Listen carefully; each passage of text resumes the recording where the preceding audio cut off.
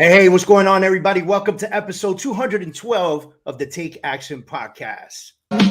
Step up on the scene with his New York lean. David Kurz looking clean with his wholesale team. We ain't come to talk nonsense. It's all about the process and profits until we make $1 billion from deposits. He never slacked and teach him to take action. So far from whack and never gave up his passion. Can't catch him lacking, dapper down on his fashion. He forever stacking, running up all the cash. Real estate mastermind. Check out his book, he gave us the blueprint. Really can't hate the grind. Put in the work, no making excuses.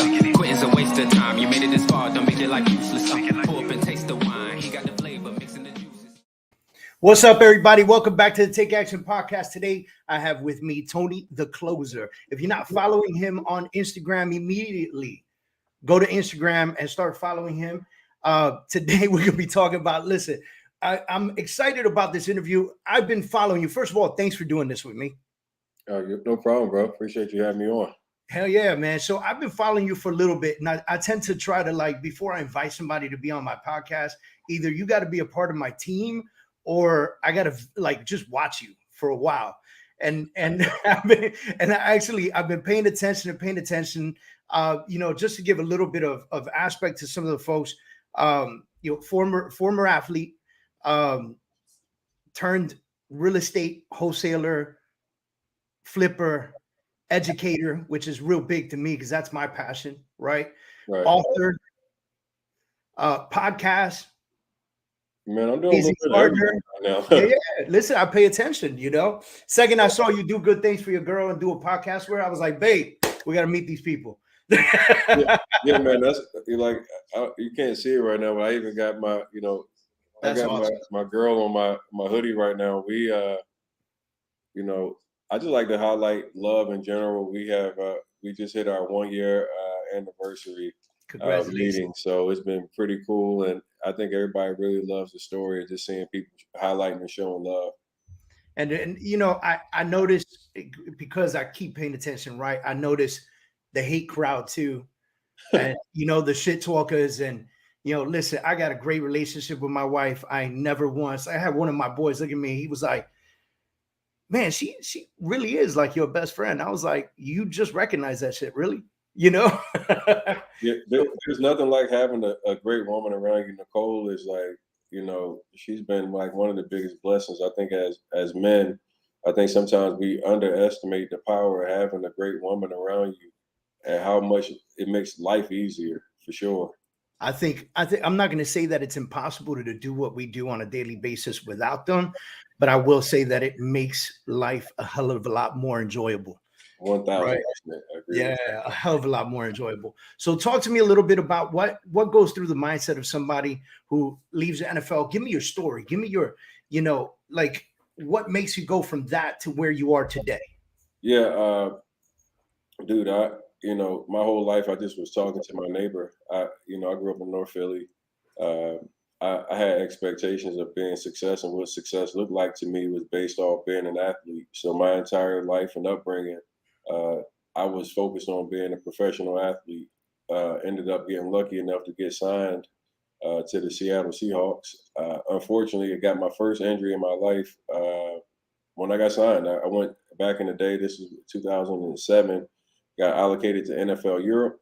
Ended up having a foot injury, which it ended up becoming like what became my career-ending injury because I got released.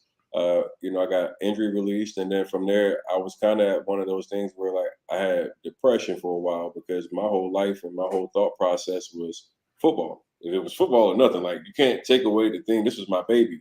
This was how I was going to take care of my family, and obviously, losing that, it was now I'm trying to figure out what was next. And for me, it took a while. What I actually ended up doing is I got into the auto industry.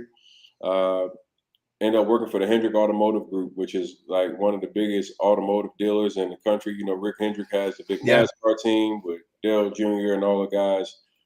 So I just came up, I love the structure of what they offered, because it gave me almost like a feeling of still being in sports for a while, right? Like that team atmosphere. But when I got into the car business, I just blew it up. And I didn't know I had this great skill set to sell. And for people that like don't know, my father is me and my father had a very strained relationship growing up. I grew up with a very rough childhood. But my father was involved in real estate and is like really, really, really seasoned in real estate. 27 plus years of experience. I mean, when I talk about creative options and cooperative leasing and subject twos, that type, the creative strategies, he's now acquired multiple millions of dollars that way and control a lot of real estate in North Carolina. He's trained a lot of people. Like you hear some of the bigger people coming out, whether it was Maxwell back in the day, all those guys really stem from my father. And essentially being around that, he bought carts and sheets of stuff back in the day. He was investing and learning. This is back in the early 90s, how to buy a house with no money down. I was learning and hearing this shit, and I didn't even realize it was like slowly imprinting on my brain, right? Yeah. Like, I was like around and around this stuff, but like to me, football was my main priority. So I never really put much attention into really focusing in on what my dad was doing real estate wise. So now just to catch you guys back up, I'm in the auto industry. Things are going extremely well. 2016 comes. My dad had been asking me for years, like, "Hey, Tony, it's time for you to get in this business and and do this stuff with me." And I just, I had this perception that to get in real estate, you had to have a lot of money, you had to have, great credit, and all these different things. And I was like, I can't afford to do what you're doing, Dad. You're making millions. I was just literally thinking this was just too far fetched for me. And he started explaining to me the wholesale process. And we partnered on this wholesale company where it was actually us and 3 or 4 other investors out of North Carolina. And we started doing old school methods of marketing. We're doing like radio, TV ads, bandit signs. We're, every old school method. We're doing this shit, and it's costing us a boatload. We're doing TV spots. I mean, we're spending about $30 grand a month. And instantly, like the guys that were all a part of the company, we were like not getting the deal flow that we anticipated out the beginning. And people started saying, "Hey, this shit's not for me. I'm out of here." And I knew, like, just with my sales background, like one of the most challenging pieces for people is like actually being able to get in front of their intended target, like their audience. So I was like, "Hey, we're spending a lot of money to try to get in front of people, but we're not even sure if these are indeed the right customers for us and these are the right clients for us, right?" So I started trying to find ways in software and technology. I was trying to, get the edge on every investor. I wanted it, like, if it was an investor that was doing anything, I wanted to get that lead first, and then I wanted to be able to talk to that seller before anybody else could. I wanted to be the real estate professional that they associated with. So this is back when I found PropStream. This is when I started really getting really aggressive with like telling people, "Hey, this software and this data changes the game," because for me, like I no longer had to go to the courthouse and I didn't have to go and be in multiple markets to go get this information. I didn't have to, like I'm now getting quality data that now allow me to be able to find my leads, which was paramount for me. So now I started kind of doing a lot of reverse engineering and looking at where my buyers were at. And I was like, now I was really just using data points to start getting in the game. And it was like 2019 when I really got aggressive with SMS and SMS marketing. And just so people get this full context, I'm like taking my car sales shit that I was extremely good at, talking to people, negotiating, handling objections, overcoming the rebuttals or the stalls that people would give us. Because the reality is, like, we're the pawn shop of real estate. I tell people this all the time. Like, if you're wholesaling, you're the pawn shop. And you got to figure out when you talk to people that go to the pawn shop, it's a certain type of person you're talking to. Like, Right. not like you're not in wholesaling, you're not going to be talking to the person that their life is together and they're structured and they got everything going good. This is going to be somebody that's going through some shit and they're in a position where they need money quickly. And if you think about people that go to the pawn shop, I always say this, like, they know that their item that they're going to sell to the pawn shop is always worth more than what they're going to sell it for. 100%. Whatever is going on in their life circumstances are making them say, "Hey, listen, now I need to do this. Like, this is the time I need to do this because I need this money." So I started thinking from a perspective, like just when I was at the car lot, there was only a certain amount of things and shit that people can say to me. Either yes, I want to buy this car, payments are too high.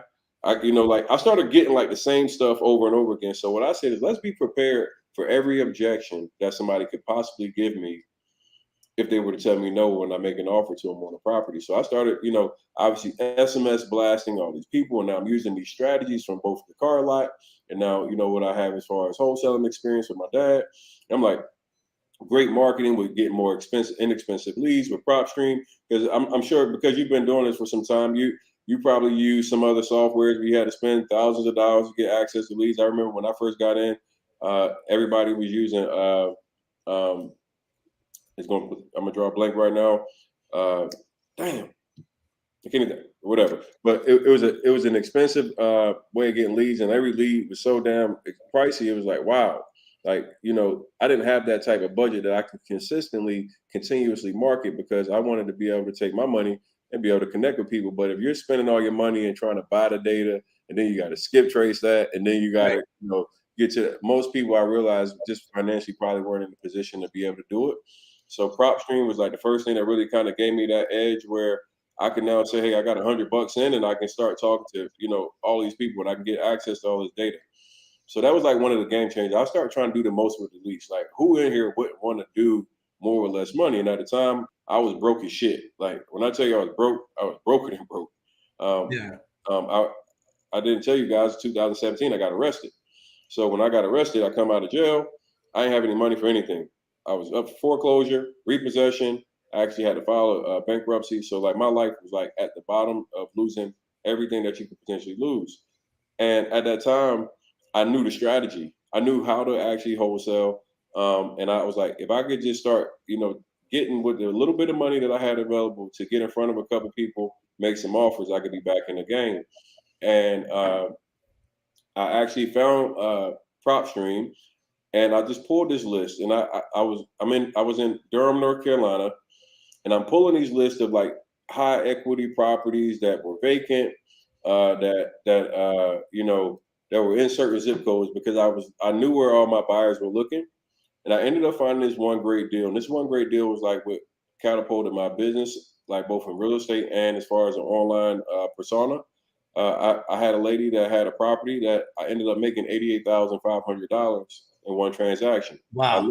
And this was like the cool part about this lead. And I tell people all the time is like, my VAs have been calling her for probably 4 months.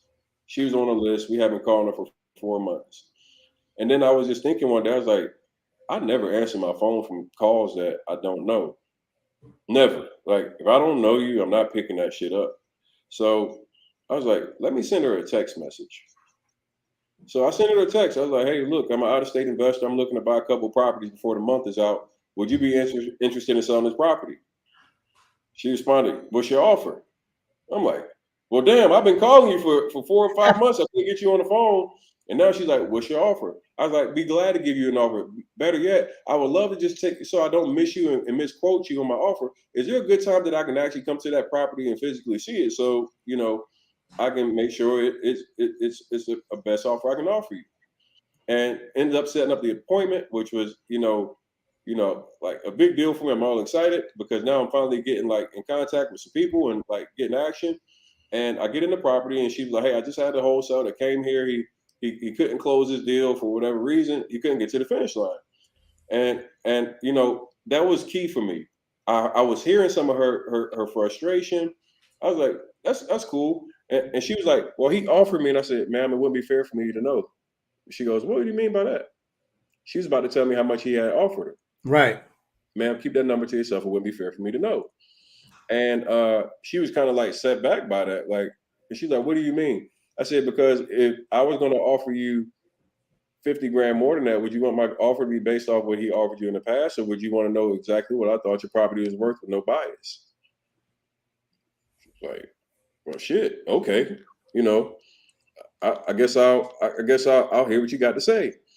So I go through the property, and the property's a piece of shit. Like it was going to be a teardown, but it was a couple things that I found out that was really, really important. This property was zoned the zoning is important. And I think this is a mistake that a lot of investors make is they don't check the zoning. This property was zoned for both residential and commercial use, which now made it where I had the ability to market this property not only to people that were residential homeowners or buyers, but also to commercial buyers. Right, as well. right. Which is there's more money in that.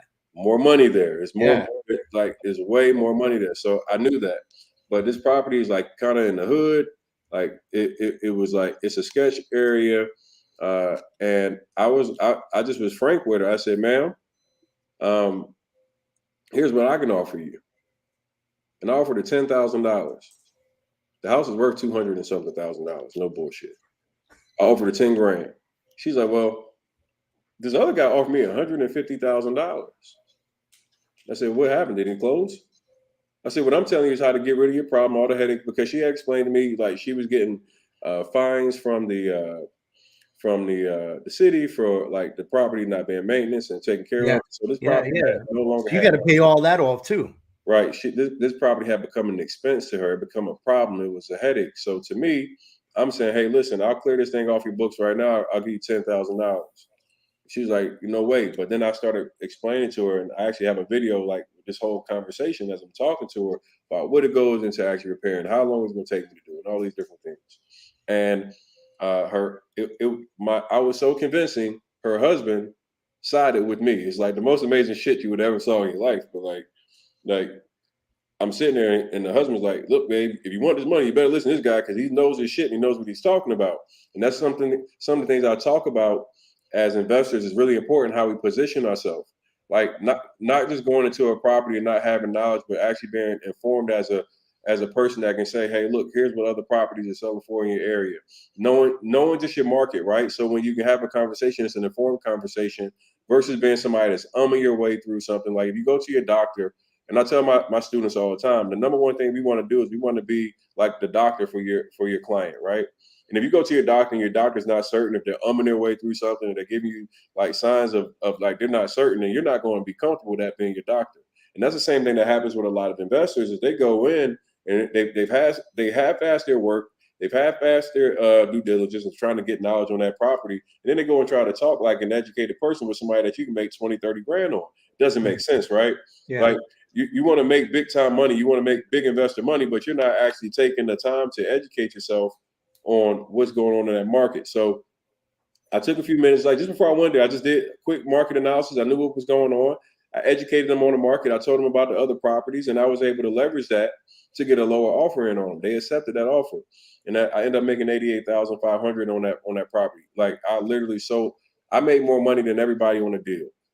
And that was a wholesale, right? You moved it over right away to another investor. ABC. I sold my contract to my buyer. My buyer bought it for me for $98,500. I made $88,500. The seller got $10,000. And I didn't double close either. This was like everybody saw the paperwork. Everybody knew what it was. And I had such a good conversation and even how the homeowner, I told her, I said, hey, you don't care how much money I can make as long as I can take care of your issue and get you what you want right now. Right? We agree? Yes. So everybody was on, it was very transparent. We actually finalized the deal. And then what I did is I started teaching people the exact 10 steps that I did. How I found a lead, what filter I used, how I reached out through SMS marketing, just the whole way, how I even broke down the deal to get that offer in. And that's what really kind of like took my platform and it grew it because so many people were like, damn, 88 grand in one deal, I can do this. Yeah. You can do it too. So I'm gonna go back a little bit because there's a lot of things in here. So I do a lot of coaching, right? And so, but my coaching is more based on foundational work, business development, and growth, right? So it's a little bit different, but a lot of the things that I'm constantly preaching, you said in this story. So I'm gonna go back all the way back. So I say one thing, right? If you're under pressure, you got two choices. You can die or you can fight your way forward, right? And so what I heard you say was, I got arrested in 2017. I already had the knowledge because I put in the work prior, right? I came out, was broke as shit. I had to figure something out. And you honestly, like, let's be real. How many people do all of that, come out of jail, dead broke, and result back to whatever is happening in the streets and forget about forward movement. You know what I mean? And so that I love that you said that, because I'm often telling people, sometimes people say, I don't know what to do with this, or I don't know what to do with that. And I go, maybe you're not feeling enough pressure. Maybe you're too comfortable. A lot of people, I tell a lot of my students that as well. Like, if you're too comfortable with your life, your sense of urgency just isn't going to be there. Like for me, understanding that I was responsible for every bit of success or lack of success I had in my life, like I took that ownership. And a lot of people lack that accountability when it comes to saying, yo, I'm not going to get where I want to go unless I start doing things differently and I take ownership of what I got going on in my life. Yep. And that was for me paramount for sure. I think it's another, there's a special, like, look, if everybody could have the mindset, everybody would do it. Right. And so, there's a special thing that goes on in somebody's head. No matter how much money they make, they stay uncomfortable.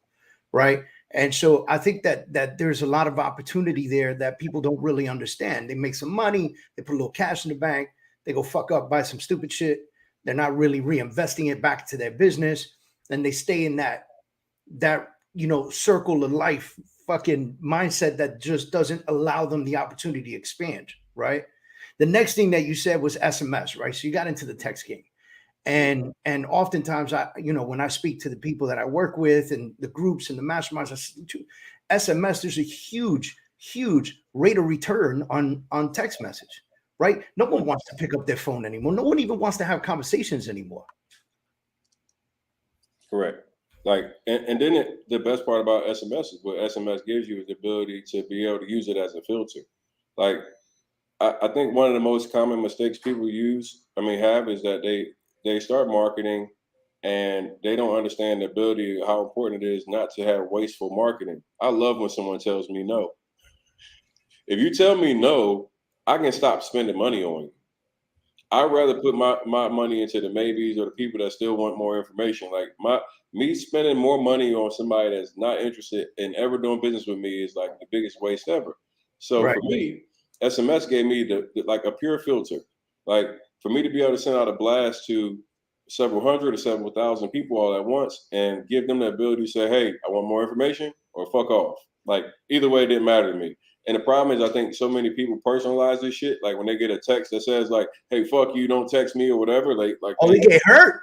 Yeah, they get hurt. Like their feelings get hurt. Yeah, they take that personal. Like, man, I don't care. Hey, you just save me more money. I don't have to market to you anymore. Now my focus goes into the people who actually want to do business. Like my priority is not like in talking and arguing with someone that's not making me money. It's more so getting in contact and finding the people that can get me my money back. Because obviously, like investing in your business, you start sending that marketing and the SMS and the skip tracing and everything's necessary. You're looking for that ROI. You need your ROI. So go put your focus on the people that say maybe or yes or I want more information.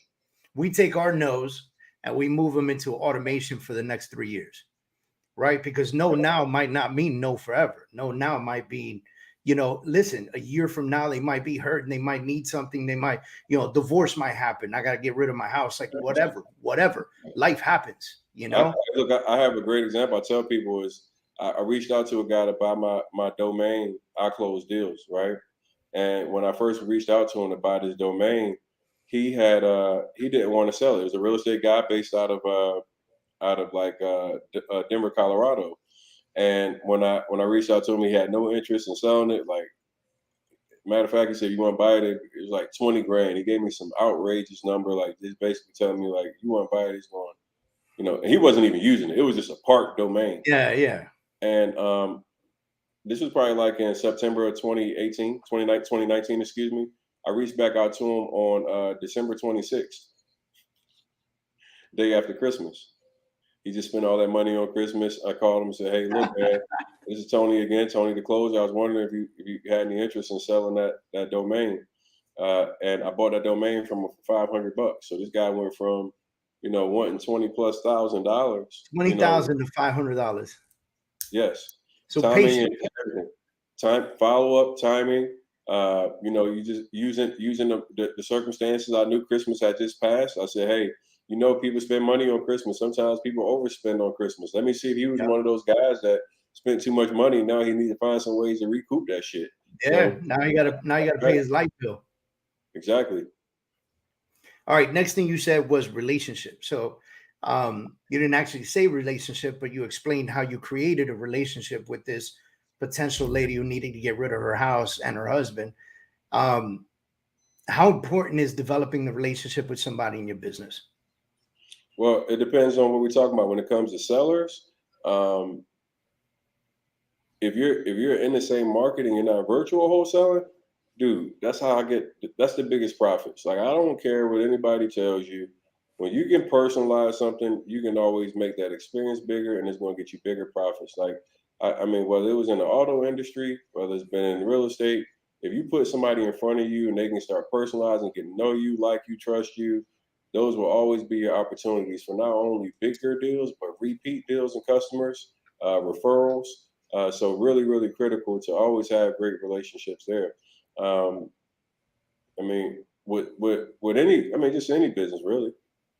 Next thing you said was know your numbers, know your market. And so that's dude, you have no idea. So I'm a realtor by trade. Okay. And I run an organization, bunch of realtors, et cetera, et cetera. And one of the biggest things you listen, you're in Miami, right? There are like 57,000 real estate agents licensed in the Miami Association of Realtors. Okay. And that doesn't even include the ones that have let their license just die out and they'll turn it on just to sell auntie's house, right? So it'll just like at least 57,000 agents. I challenge you to walk up one by one to each of the 57 and say, how much you sold this year? What's the average price point where you live? And I guarantee you 98% of them won't be able to answer that question. And that's astonishing to me because 98% of them ain't doing no business. 100%. You're right.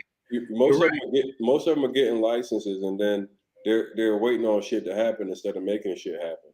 Right. They're not treating it like a business that it is. But I think from a holistic standpoint, like I would love, and I'm glad you got this platform and you got agents and things like that. Man, agents need to understand how to use this to their benefit, like how to capture a market, and even use some of the strategies that wholesalers use. I think one of the things that I realize is that they're lacking the information. And what you don't know is the most expensive shit.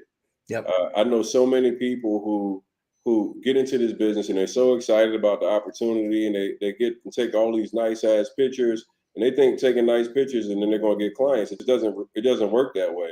Yep. But if you know how to actually find these properties that are off market and you're a realtor and you start doing off market marketing the same way that wholesalers do, and you go find these properties that might be potential great opportunities for you to list, and you can go and set filters and do those things to find your people. Now you start creating an ecosystem for yourself. Like you think about it, you said it's like 50,000+ realtors in Florida, right? In Miami. Imagine trying to be in competition with the realtors that's already been here and got all the connections, and you coming in as a newbie. You can't compete. There's no way to compete. The only way you could compete is if you actually get better at knowledge than they do. Period. End of story. Right. But here's the crazy part, right? They know the numbers. They know what they're doing.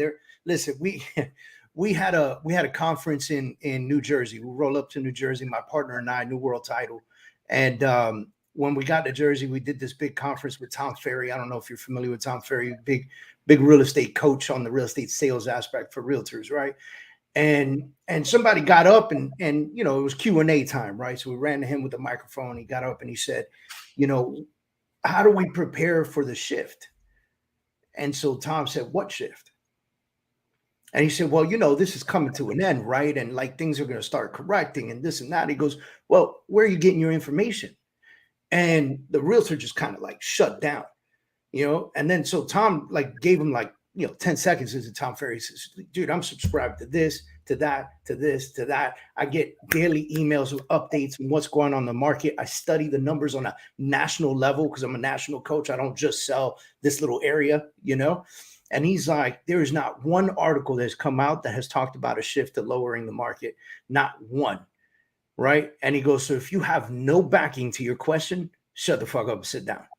And I was like, yo, did Tom Ferry just tell somebody to shut the fuck up and sit down? Like in front of 750 people, But I don't think he wasn't trying to be a jerk to him, but at the same time, he was like, dude, you need to know what you're talking about, right? You got to know your numbers.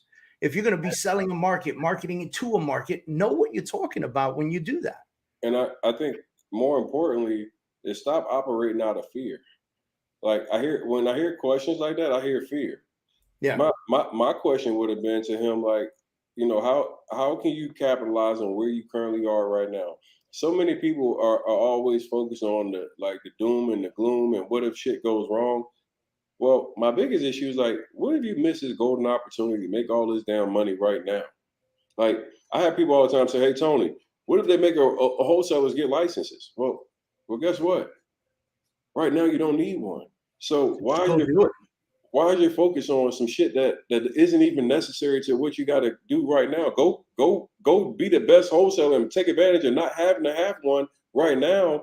And then if you need to get one, you got some fucking money, spend a couple $100, get a license. But the thought process to me of to be in this doom and gloom and fear, hey man, execute on what you can currently execute on right now and worry about the shit, control what you can control. So many people worry about shit that they can't control. Hey, is the market going to correct? Is this going to, is like, hey, man, what are you actually executing on right now? What's going to help you right now? Yes, you can be prepared for like if shit goes wrong. You want to know what's going on. But obviously, the biggest thing is like, are you controlling and making the most of what you are currently in right now? We're in the best market ever right now. I mean, like, if you own real estate, everybody's making money. So look, you're saying something so critical. When I shut down my brokerage, so I used to own a brokerage here in South Florida.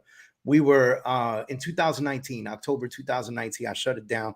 We were 200 plus agents, 3 offices. We had offices in Miami Lakes, Coconut Grove, and Fort Lauderdale. And we shut it down because we transitioned to this new company, right? And prior to the transition, a new company, now I'm putting myself in that fear mode, right? And which is not typical of me, but I'm shutting down my dream baby to go do something else, And I'm sitting down with a gentleman by the name of Gene Frederick, who's like the godfather of our company, right? And I said to him, I said, Gene, what if I shut down this brokerage? Because if my brokerage fails, it's my fault. It's only me to blame, right? But I said, what if I shut down my brokerage? I go do this new thing, and 5 years from now, this company implodes, and what happens? And he looked at me. He said, Dave, if I can get you making $100,000, $200,000, $300,000 a month, and you don't invest that wisely while you're making it, that's your fault, nobody else's. Facts. And I looked at that and I was like, yo, you're right. You're right. Because, the people that ask those questions, they need to be focusing right now on making this money now and then reinvesting it like smart, right? Like I got my shirt, right? Buy real estate, stack cash, buy crypto, create wealth, right? Do that while you can. Now I was around for the crash, right? I've been in real estate that long. So I was around for the market crash. The people that made the most money during the crash were the ones who stacked away cash and invested well during the hype. And the realtors that were really making a ton of money, right? And they had money to buy up all these properties that dropped 80% in value. You want to know who else made a lot of money? My dad, Tony Robinson Sr.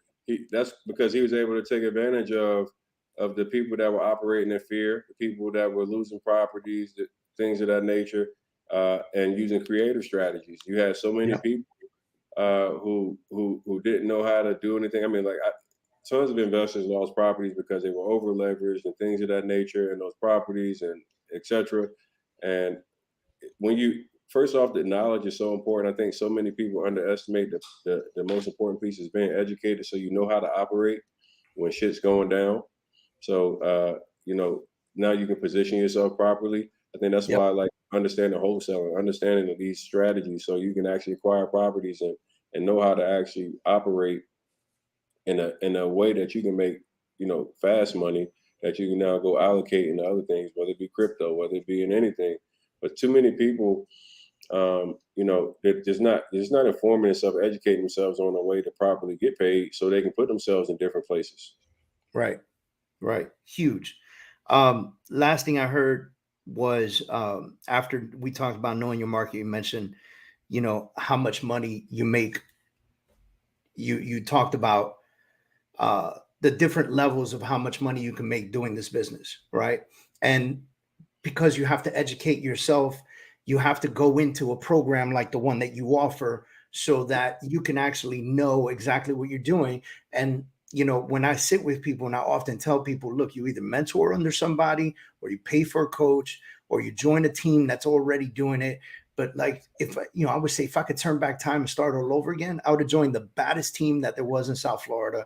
And I would have got their coffee, their laundry. Everybody always hears me say that, but there's a reality to that. And I think that in today's world, it's so entrepreneurship driven that people have forgotten the opportunity of mentorship, right? So why did you begin this education program that you bring to the table? Man, to empower people. I didn't even realize the impact I was going to make, when I started educating. Like for me, I just saw a lot of my people. More importantly, I grew up in the hood, originally. Just saw too many people that didn't have information. So the reality is, I think a lot of people, they hear these people that commit crimes and do shit, and they believe that these are bad people. A lot of times it's not. You're just a product of your environment. You don't know other ways to make money. So it was important to me to be able to create resources and give people an opportunity to learn some shit that could change your life and save your life. So for me, like, and I take this so personal, the impact that I make on lives. I mean, I've made millionaires. I made people to make six figures. I took homeless people that had no money and make 10 grand. Like, all these things are life-changing things when you have like a structure that you can give somebody.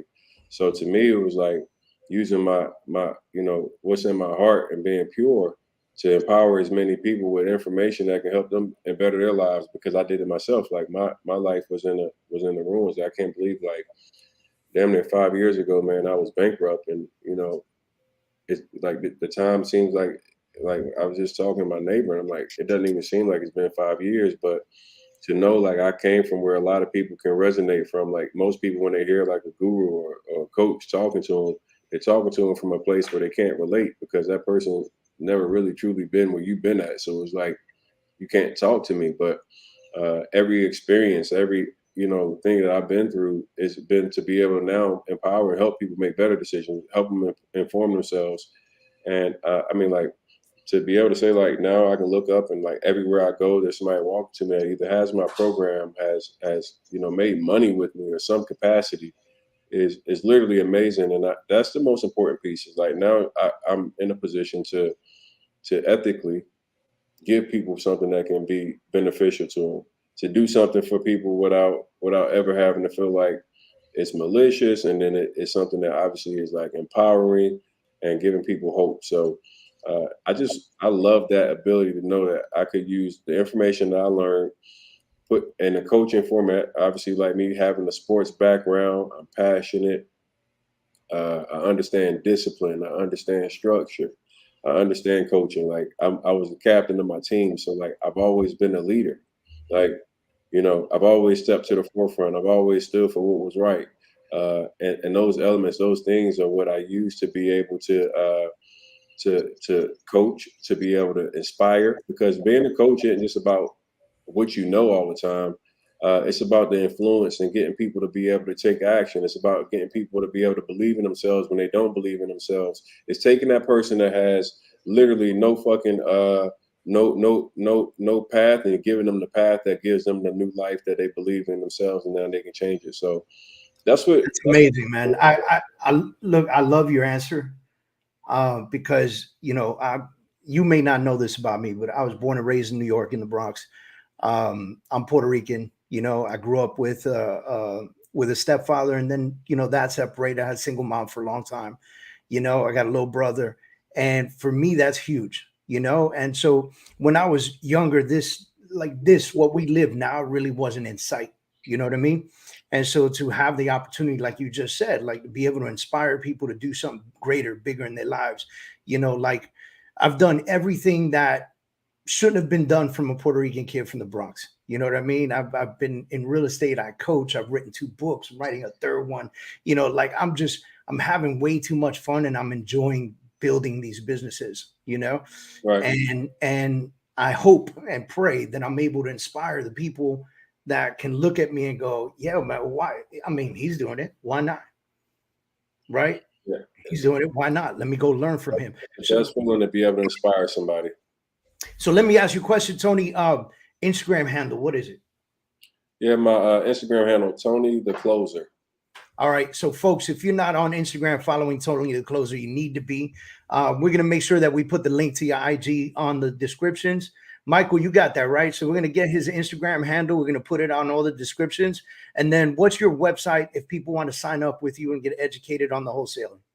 They can go to both TonyTheCloser.com or RonaProof.com. All right. So TonyTheCloser.com or RonaProof.com. Michael, you got it, right? Yep. All right. So, hey, man, thank you for doing this with me. Thanks for doing the show with me. It's amazing to hear your story. Like I said, I've been following you for a while. You know, I came to this prepared because I wanted to talk to you and I wanted to be sure that I was bringing, fire to the table. And I'm going to say one more thing without saying anything else about it. I appreciate you finding the scams and exposing them. And we'll let that be. Anybody else want to know about that? Just go follow Tony, man. Thank you so much for this. Man, I appreciate you. I think what you touching on that is important, man. Transparency is key. We live in a time where people take advantage of people that they're not ethical in business, and I think anybody that's not ethical in business, there needs to be transparency with it. It needs to make right. And I don't say that anybody that's fucked up or had a bad business dealing is a bad person. Everybody, like, sometimes I think shit happens, but I think transparency, making that shit right. Like, if you got something, you didn't operate in the highest ethical manner, you make sure you make it right. And there's a lot of people who are misusing their platforms. They're getting online and they're using likeness to be able to mislead people to a wrong path. I think everybody should understand that, scamming 100%. Is disgusting. When people trust you, you got to honor that position of what people are trusting you with. So no refunds, no peace. I'm looking forward to the documentary, bro. All right, man. Tony, thanks so much. Listen, typically we do 15, 20-minute interviews because we think people, get ADD and they got to move on with their day. But what you brought to the table, I think, was very knowledgeable. It's a great story. I appreciate you and I wish you much success. I appreciate you, Dave. Appreciate you, man. All right, bro. Take care.